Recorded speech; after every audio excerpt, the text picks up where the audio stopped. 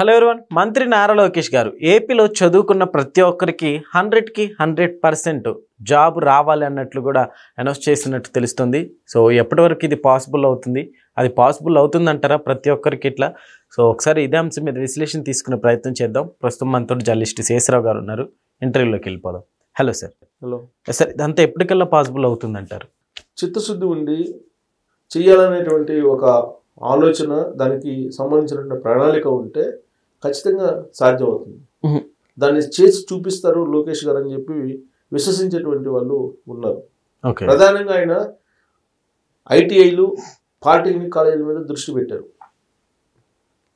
వాటిల్లో ఇప్పటి వరకు చదువుకున్నటువంటి వాళ్ళకి 90 to 90% జాబ్స్ రావాలని చెప్పి పెట్టారు ఆయన టార్గెట్. రాబోయేటువంటి రోజుల్లో 100కు 100% ఐటీఐల నుంచి కానీ పాలిటెక్నిక్ నుంచి కానీ బయటకు వచ్చినటువంటి వాళ్ళకి 100కు 100% జాబ్స్ ఇప్పించాలి అనేటువంటి ఉద్దేశంతో ఆయన ఒక బ్లూ ప్రింట్ తయారు చేసుకున్నారు.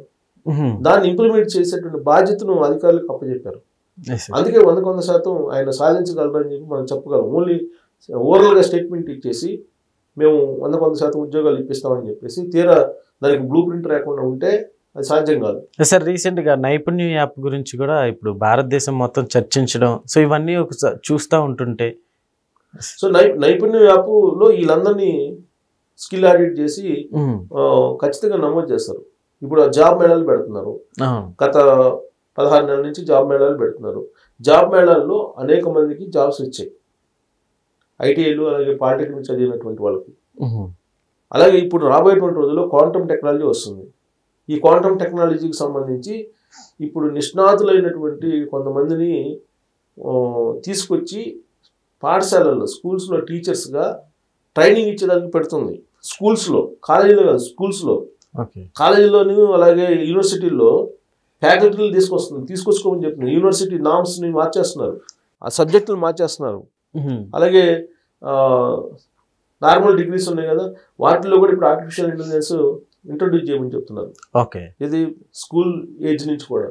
ఇప్పుడు ఐటీఐ, పాలిటెక్నిక్లో కూడా ఆర్టిఫిషియల్ ఇంటెలిజెన్స్ని ట్రైనింగ్ ఇస్తున్నారు. ఆర్టిఫిషియల్ ఇంటెలిజెన్స్ అనేది ప్రతి ఇంట్లో తెలిసినటువంటి వాళ్ళు ఉండాల్సిందే అనేది ఒక మ్యాండేటరీ పెట్టుకున్నారు చంద్రబాబు గారు, లోకేష్ గారు.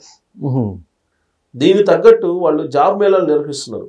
జాబ్ మేళాలు నిర్వహించడం ద్వారా జాబ్స్ ఇప్పించగలుగుతున్నారు కంపెనీల్లో. ఇప్పుడు ఈ 16 నెలల్లో దాదాపు 10 లక్షల కోట్లకు పైగా పెట్టుబడులు వచ్చాయని చెప్పి చెప్తున్నారు. దీనికి గాను 5 లక్షల ఉద్యోగాలు క్రియేట్ అయినాయి అని చెప్పి అంచనా వేస్తున్నారు. రేపు రాబోయే 14-15 తారీఖుల్లో వైజాగ్లో జరిగేటువంటి పారిశ్రామిక సదస్సులో కనీసం 10 లక్షల కోట్ల రూపాయల పెట్టుబడులు రాబోతున్నాయి, దానికి సంబంధించిన అగ్రిమెంట్లు కుదరబోతున్నాయి అని చెప్పేసి అంచనా వేస్తున్నారు. అయితే పెట్టుబడులకి సంబంధించిన ఒప్పందాలు జరగడం అనేది ఒక ఎత్తు అయితే, అవి నిజంగా వస్తున్నాయా లేదనేది ఇంకొక ఎత్తు. అందుకే లోకేష్ గారు ఓన్లీ ఎంఓయూలు కుదుర్చుకోవడం కాదు, వీటిని మొత్తాన్ని 6 నెలల్లో ల్యాండ్ అయ్యేలా చూడాలి అని చెప్పేసి ఒక టార్గెట్ పెట్టుకున్నాడు. అందుకే లోకేష్ గారి కన్నా మిగతా వాళ్ళకి డిఫరెన్స్ ఏంటంటే, మిగతా వాళ్ళు జనరల్గానే ఇండస్ట్రీస్ తోటి ఒప్పందాలు కుదుర్చుకోవడం, ఇండస్ట్రీస్ని తీసుకొస్తున్నామని చెప్పడం, ఇవన్నీ కామన్గా జరిగాయి. దావోస్ సదస్సులు జరిగినప్పుడల్లా ఇవన్నీ జరుగుతుంటాయి. కానీ ఒప్పందాలు పేపర్ మీద ఉంటాయి, కానీ గ్రౌండ్ లెవెల్లో మనకు కనిపించవు ఆ కంపెనీలు. అలాంటి సిచ్యువేషన్ లేకుండా లోకేష్ గారు ప్లాన్ చేస్తున్నారు.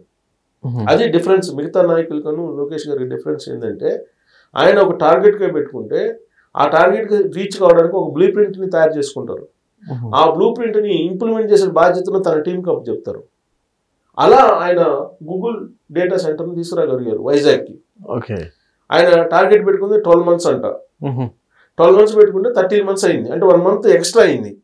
దాని మీద ఇప్పుడు ఆయన టీంకి 1 month ఎందుకు ఎక్స్ట్రా అయింది, రాబోయేటువంటి రోజుల్లో మనం టేకప్ చేసిన ప్రాజెక్టులు మనం అనుకున్న టైంకి జరిగేలాగా, ఇప్పుడు 13 months అయింది కదా, అంటే 1 month అయింది, మనం 12 నెలలే కదా పెట్టుకుంది, 13 నెలలు అయింది, సో 1 నెల ఎక్స్ట్రా అయింది, ఇది కాకూడదు రాబోయే రోజుల్లో అని చెప్పి వాళ్ళ టీంకి ఒక ఆదేశాలు జారీ చేశారట. అంటే అనుకున్నది అనుకున్నట్టుగా అనుకున్న టైంకి జరిగిపోవాలి అనేది ఆయన బ్లూ ప్రింట్. ఇప్పుడు ఇది కూడా అంతే.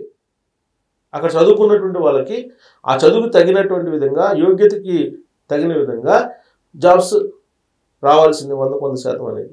దానికి గాను ఇప్పుడు లేటెస్ట్గా ఆయన ఆలోచన ఏమొచ్చింది, ఆయన ఆలోచన ఏం చేస్తున్నారంటే దీన్ని ఇంప్లిమెంట్ ఎఫెక్టివ్గా చేయడానికి ఇఫ్లుని అక్కడ తీసుకెళ్తున్నారు ఏపీకి. ఇఫ్లు ఇప్పుడు మనకి ఉస్మానియా యూనివర్సిటీలో ఉంది ఇక్కడ హైదరాబాద్లో. సో ఇఫ్లుని ఏపీకి తీసుకెళ్తున్నారు. ఇఫ్లు ఏం చేస్తుంది, ఇంటర్నేషనల్గా ఉండేటువంటి లాంగ్వేజ్ని నేర్పించడంలో అది ఎక్స్పర్ట్.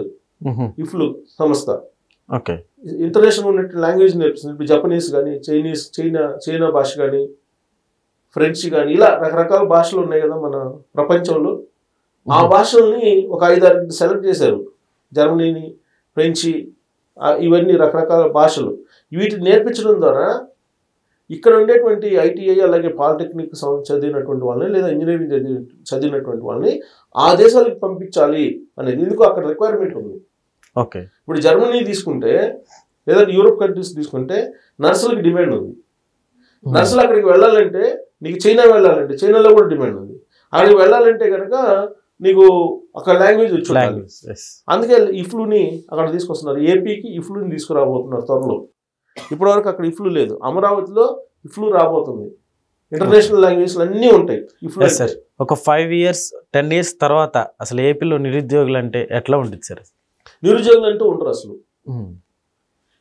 ఖచ్చితంగా ఒక నెక్స్ట్ 2029లో మళ్ళీ కూటమి ప్రభుత్వం వస్తే నిరుద్యోగం అనేది ఉండకుండా ప్రైవేట్ ఇండస్ట్రీస్ వచ్చేస్తాయి. ప్రైవేట్ ఇండస్ట్రీస్ ఉద్యోగాలు క్రియేట్ చేస్తాయి. అయితే ఇక్కడ ఉద్యోగాలు క్రియేట్ చేసినంత మాత్రాన అక్కడ నిరుద్యోగం పోదు. నిరుద్యోగం పోవాలంటే ఏం చేయాలి, అక్కడ ఉండేటువంటి యూత్ని ఈ ఇండస్ట్రీస్కి తగిన విధంగా స్కిల్ నేర్పించాలి. అంతే తప్ప ఇండస్ట్రీస్ పాటికి ఇండస్ట్రీస్ వచ్చేసి యూత్ పాటికి యూత్ మోస పద్ధతిలో చదువుకుంటుంటే జాబ్స్ రావు. ఇప్పుడు హైదరాబాద్లో చూస్తే అదే పరిస్థితి. కేసీఆర్ గారు ఏం చెప్పారు, ఉద్యోగ సమయంలో 75% ఉద్యోగాలు మనకే వచ్చేలాగా నేను మ్యాండేటరీ పెడతాను.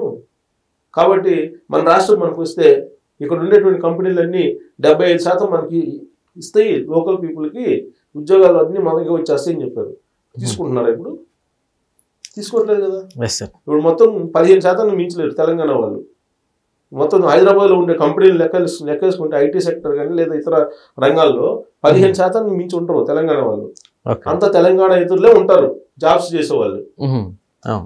ఒక లోకల్ పీపుల్ ఉన్నా కానీ చిన్న చిన్న జాబ్స్లో ఉంటారు.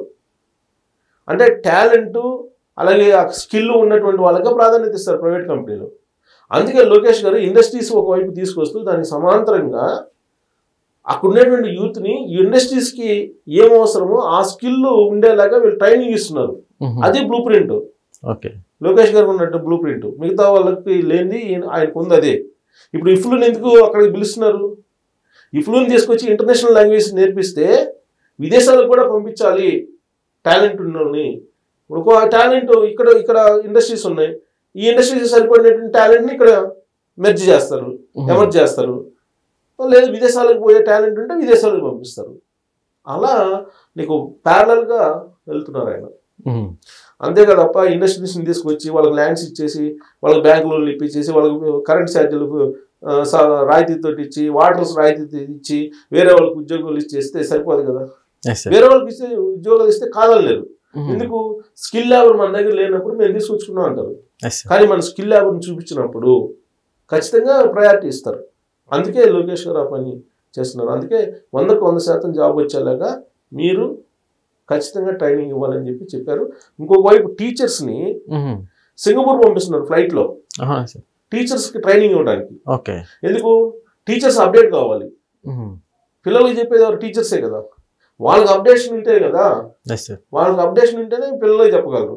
అందుకే ఆయన సింగపూర్ పంపిస్తున్నారు. ప్రత్యేకమైన విమానంలో సింగపూర్ పంపిస్తున్నారు. కొంతమంది ఎంపిక చేసినటువంటి టీచర్స్ని సింగపూర్ పంపించి సింగపూర్ ఎడ్యుకేషన్ ఎలా ఉంది మీరు చూసిరండి అని చెప్పి పంపిస్తున్నారు.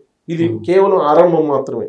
రాబోయేటువంటి రోజుల్లో విడతల వారీగా బృందాలుగా అనేక మంది టీచర్స్ని అక్కడ పంపించి ఆయా దేశాలకి, జర్మనీకి, జపాన్కు, ఇలా చైనాకి పంపించి అక్కడ ఏం జరుగుతుంది స్టడీ చేసి వాళ్ళు వచ్చి ఇన్పుట్స్ ఇస్తే ఇక్కడ ఇంప్లిమెంట్ చేసి మొత్తం గ్లోబల్గా ఏం జరుగుతున్న పరిణామాలన్నింటినీ ఆంధ్రప్రదేశ్లో కనిపించాలి అనేది లోకేష్ గారి యొక్క ఆలోచన. ఆ దిశగా ఆయన ప్లాన్ చేస్తున్నారు. Okay sir, thank you.